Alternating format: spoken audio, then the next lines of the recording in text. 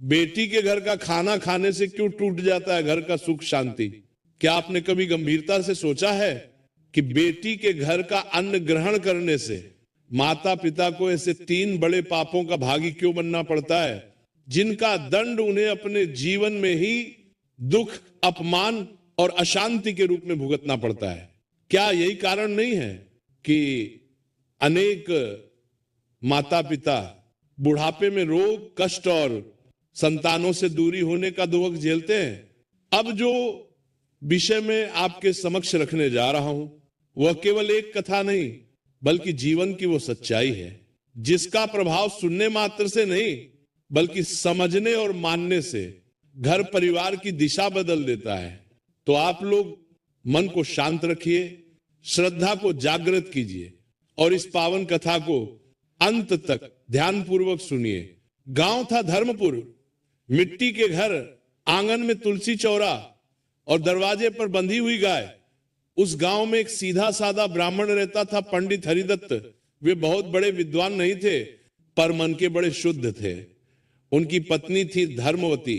धर्मवती का स्वभाव ऐसा था कि रोटी बनाते समय भी रोटी पर हाथ रखने से पहले मन ही मन भगवान का नाम लेती। उनके घर में जो भी आता उसे खाली हाथ नहीं जाने देती, पर साथ ही मर्यादा का पालन भी उतना ही कठोर था। हरिदत्त और धर्मवती की एक ही संतान थी, बेटी। नाम था गौरी।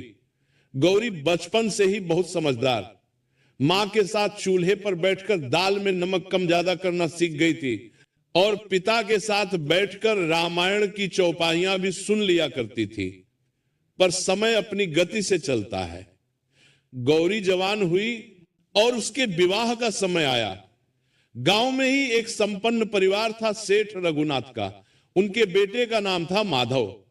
बाहर से सब ठीक, कपड़ा अच्छा, घर बड़ा, बोलचाल मीठी, रिश्ता तय हुआ, विवाह हुआ और गौरी विदा होकर अपने ससुराल चली गई। विदाई के दिन धर्मवती ने बेटी के माथे पर हाथ रखकर बस इतना कहा, बिटिया, ससुराल में सुख हो तो भी अहंकार मत करना, दुख हो तो भी घर की चौखट को दोष मत देना। और एक बात, अपने पिता का मान रखना पर अपने पिता को कभी अपनी रसोई का छड़ी मत बनाना। गौरी ने मां की बात सुनी पर उसका अर्थ पूरी तरह नहीं समझ पाई। उसे लगा मां बस परंपरा की बात कर रही है। समय बीता, गौरी का गृहस्थ चलने लगा। पर सेठ का घर बड़ा था और बड़े घरों में दिल कई बार छोटा हो जाता है। गौरी की सास जसोदरा हर बात में ताना देती, कभी नमक कम, कभी घी ज्यादा, कभी ये कि मायके वालों ने क्या दिया और कभी ये कि हमारे घर की बहू को तो हम बना रहे हैं। माधव स्वभाव से बुरा नहीं था लेकिन बाजार और बही खाते में इतना उलझा रहता कि घर की आग की लपटें उसे दिखती ही नहीं थी। गौरी धीरे धीरे भीतर से टूटने लगी पर उसने पिता के घर खबर नहीं भेजी क्योंकि उसे पिता की इज्जत प्यारी थी। वो बस मंदिर जाकर रो लेती और चूल्हे पर आंसुओं को आंचल से पोंछकर रोटी सेंक देती। इधर धर्मपुर में पंडित हरिदत्त की हालत बदलने लगी। खेती ठीक नहीं हुई, घर में बचत कम थी, ऊपर से हरिदत्त की कमर में दर्द रहने लगा। धर्मवती ने अपने गहने गिरवी रखे, फिर भी घर का खर्च किसी तरह चल रहा था। मां बाप के चेहरे पर चिंता थी पर वो चिंता भी बेटी तक नहीं पहुंचने देते थे। एक दिन गांव में कथा प्रवचन हुआ।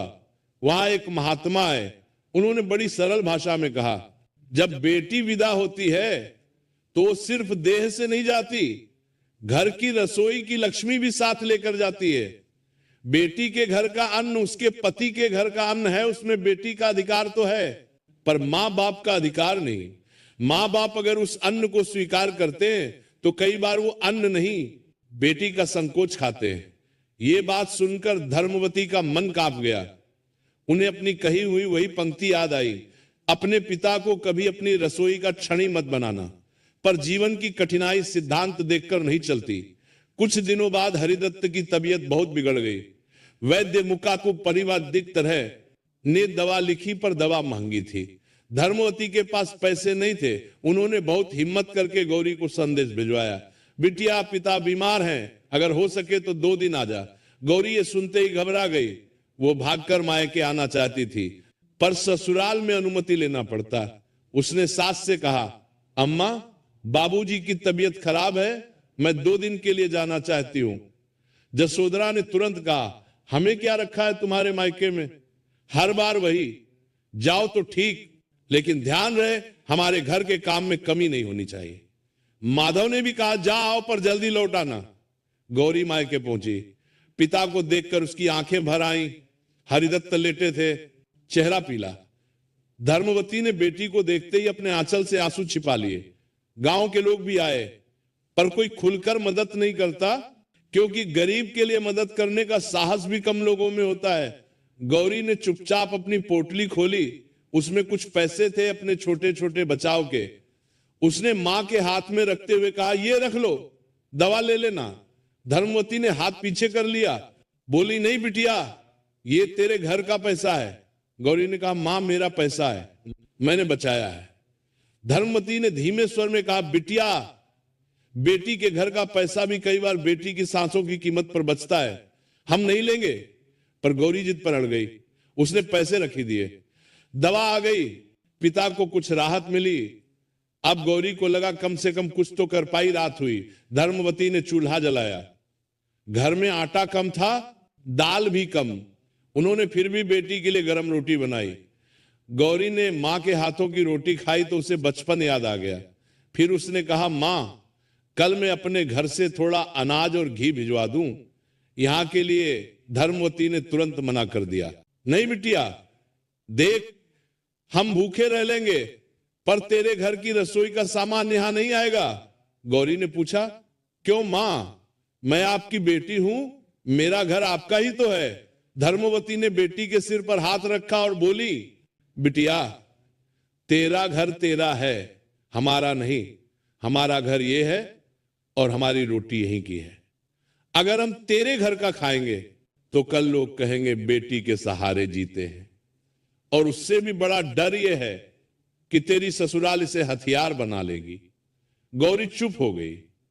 उसे पहली बार समझ आया कि मां अन्न की नहीं, अपमान की बात कर रही हैं। पर इसी बीच अगली सुबह एक घटना हुई जिसने पूरी कथा का रुख बदल दिया। गांव के एक आदमी ने, जो सेठ रघुनाथ की दुकान पर आता जाता था, जसोधरा से जाकर कह दिया बहू कल मायके गई है, वहां तो उनके घर में दाने तक नहीं। लगता है अब आपकी बहू अपने मां बाप को भी पालने लगी है। बस इतना सुनते ही जसोधरा के मन में जहर उतर गया।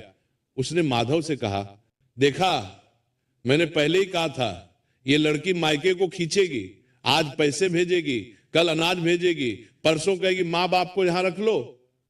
माधव ने कहा अम्मा वो तो पिता बीमार है। जसोधरा ने ताना मारा तो क्या हमारी रसोई चलती दुकान है? जब चाहो दवा, जब चाहो खर्चा। और सुनो, कल से अगर उसके मां बाप हमारे घर आकर खाना खाने लगे तो मैं इस घर में चूल्हा नहीं जलाऊंगी।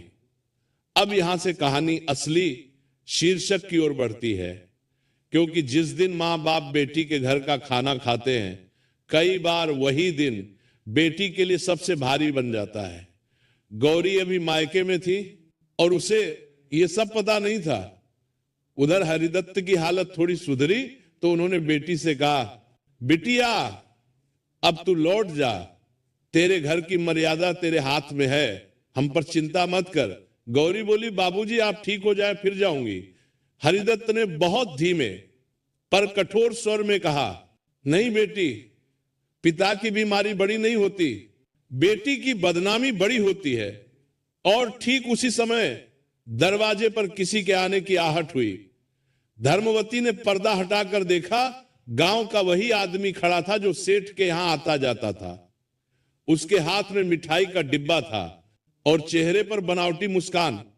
उसने कहा अरे धर्मवती जी, सुना है दामाद जी का घर बड़ा संपन्न है। आजकल तो लोग बेटी के घर का खाकर भी सुखी रहते हैं, बस किस्मत चाहिए। धर्मवती का चेहरा सफेद पड़ गया। गौरी ने यह बात सुनी तो उसका कलेजा कांप गया। वह समझ गई कि बात फैल चुकी है, और अगर बात फैल गई तो ससुराल में ताने बढ़ेंगे और उसके पति पर भी दबाव आएगा। हरिदत्त ने धीरे से धर्मवती की ओर देखा, मानो कह रहे हूं देख लिया, जिस डर की बात तू कर रही थी वो डर आ गया। गौरी ने उसी क्षण निश्चय कर लिया, आज से वो अपने मां बाप को किसी भी अपमान की परछाई से दूर रखेगी, चाहे उसे खुद कितनी भी आग पर चलना पड़े। अगली सुबह वो मायके के आंगन में तुलसी के आगे दीप रखकर बोली, मां बाबूजी आशीर्वाद दीजिए, आपका कर्तव्य मेरा धर्म है, पर आपका मान मेरे लिए प्राण से बढ़कर है। मैं आज ही लौट रही हूं, पर जाते जाते एक वचन देती हूं, आप मेरे घर का अन्न कभी नहीं खाएंगे और मैं आपको कभी उस स्थिति में आने भी नहीं दूंगी। धर्मवती की आंखें भर आई, पर उन्होंने सिर हिलाकर कहा, यही हमारी बेटी है, जाओ अपनी मर्यादा बचाओ। गौरी ससुराल पहुंची तो घर में ठंडा ठंडा ताना हवा की तरह चल रहा था। जसोधरा ने दरवाजे पर ही कहा, बहू सुना है आजकल मायके का खर्च यहीं से चल रहा है। गौरी ने शांत स्वर में उत्तर दिया, अम्मा आज से कोई खर्च किसी से नहीं चलेगा, और एक निवेदन है, मेरे माता पिता आपके भी बड़े हैं, उनके विषय में कोई भी बात घर की लक्ष्मी को अशुद्ध करती है। माधव असहज खड़ा था। गौरी ने उसी के सामने अपनी चूड़ियों के 2 सेट उतारकर थाली में रख दिए और बोली, ये मेरे अपने श्रम की नहीं, आपके घर की दी हुई है। अगर कभी मेरे मायके को दवा, वस्त्र या सहारा चाहिए होगा, मैं अपने श्रम से दूंगी, सिलाई करूंगी, पढ़ाऊंगी, पर आपके घर की रसोई को उस काम में नहीं लगने दूंगी। और एक वचन आज आपसे भी लेती हूं, मेरे माता पिता इस चौखट पर अतिथि बनकर आए तो उन्हें आदर देंगे, पर उनसे कभी थाली नहीं लगवाई जाएगी। जसोधरा पहली बार निरुत्तर हुई। माधव ने धीमे से कहा, मैं तुम्हारे साथ हूं गौरी, मैं भी अपने पुरुषार्थ से उनकी सहायता करूंगा, पर बिना किसी को ताना दिए, बिना दिखावे के। उसी संध्या माधव और गौरी धर्मपुर पहुंचे। हरिदत्त दरवाजे पर ही उठ बैठे। गौरी ने पांव छूकर कहा, बाबूजी आपका मान मेरे लिए सबसे बड़ा है, ये कुछ रुपये हैं मेरे हाथ की कमाई, इसे स्वीकार करें, पर मेरी रसोई का अन्न नहीं, मेरी मेहनत का फल समझकर। प्रिय दर्शक बंधु, कथा समाप्त होने से पहले मैं आपसे सिर्फ इतना ही कहना चाहता हूं, आपके एक छोटे से क्लिक में किसी की जिंदगी बदलने की ताकत छुपी है। हम इस चैनल से जो भी कमाई होती है उसका हर हिस्सा एक इंसान, एक पशु पक्षी और एक जीव जंतु की सेवा में लगाया जाता है। जब आप सब्सक्राइब करते हैं, आप सिर्फ एक बटन नहीं दबाते, आप एक भूखे को भोजन देते हैं, एक घायल पक्षी का इलाज करवाते हैं, एक असहाय जीव को नई सांस देते हैं। शायद आप सोचें, मेरे एक सब्सक्राइब से क्या होगा? तो मैं दिल से कहता हूं, आपके एक सब्सक्राइब से एक जिंदगी मुस्कुराती है। तो आज अगर आपके दिल में जरा सा भी प्यार है, थोड़ी सी भी करुणा है, अगर आपको लगता है कि हम किसी के लिए कुछ अच्छा कर रहे हैं, तो इस नेक काम में बस एक लाइक और सब्सक्राइब से जुड़ जाइए। आपका हर क्लिक किसी की उम्मीद बन जाता है, किसी की प्रार्थना बन जाता है। तो आइए हम मिलकर सिर्फ कथा न सुने, बल्कि किसी जीवन के रक्षक भी बने। अभी सब्सक्राइब करिए और एक लाइक कर दीजिए और प्रेम का ये संदेश आगे बढ़ाइए, और हो सके तो कमेंट में जय राधे राधे जरूर लिखें।